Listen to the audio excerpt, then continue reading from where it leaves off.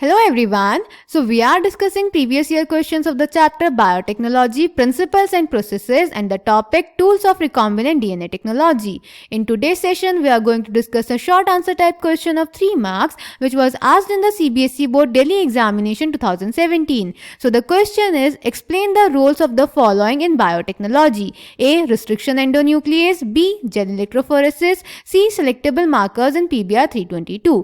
तो बेटा इस क्वेश्चन में हमें बायोटेक्नोलॉजी में रिस्ट्रिक्शन एंडोन्यूक्लियस, जेल इलेक्ट्रोफोरेसिस और selectable markers present in pBR 322 का रोल एक्सप्लेन करना है.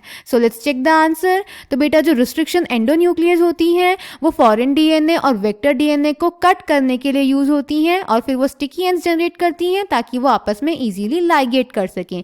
For example EcoR1. उसके बाद बेटा जो जेल इलेक्ट्रोफोरेसिस होता है वो डीएनए फ्रेगमेंट्स को सेपरेट करने के लिए यूज होता है on the basis of their size.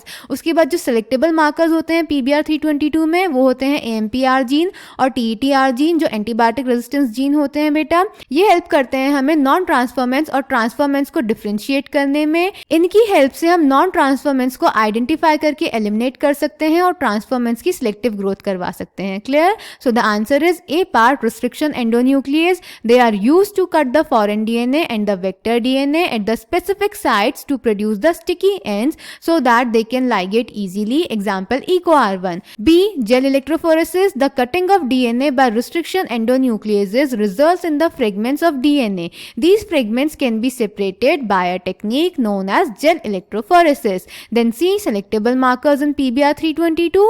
They helps in identifying and eliminating non-transformants and selectively permitting the growth of the transformants. So I hope this question is clear to you. Thank you.